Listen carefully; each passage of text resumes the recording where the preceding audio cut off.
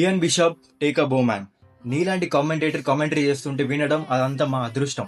What the commentator. ప్రతిసారి, అరే ఒక్కసారి అంటే పర్లేదు, ప్రతిసారి అతని రీసెర్చ్, అతని హార్డ్ వర్క్ తోని మనందరికీ సర్ప్రైజ్ ఇస్తూ ఉంటాడు, వాల్యుబుల్ ఇన్ఫర్మేషన్ అయితే ఇస్తూ ఉంటాడు. సో నిన్నటి మ్యాచ్ చూసిన వాళ్ళకందరికీ తెలుసు, అనికేత్ వర్మ లాస్ట్లో 18 balls 42 runs కొట్టి వెళ్తాడు. ఇదందరికీ మనకు తెలుసు.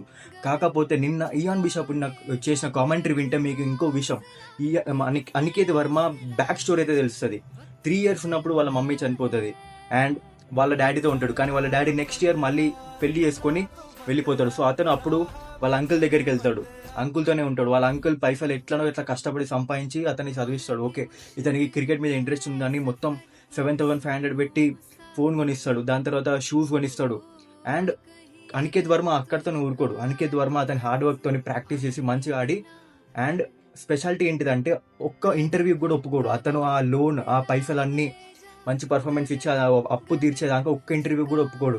సో ఈ స్టోరీ, ఇలాంటి హార్డ్ వర్కింగ్ స్టోరీ చెప్పింది ఇయాన్ బిషప్. ప్రతి ఇయర్ ఏదైనా ఒక సర్ప్రైజ్తో వస్తాడు. అతని హార్డ్ వర్క్కి, అతని డెడికేషన్కి, అతని రీసెర్చ్ టీమ్కి అయితే టేకప్.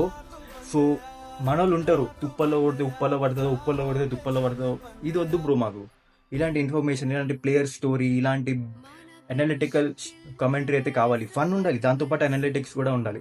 సో దీని మీద మీరేమనుకుంటున్నారో కమెంట్ సెక్షన్లో చెప్పండి. నెక్స్ట్ వెళ్దాం అందరికీ. బాయ్.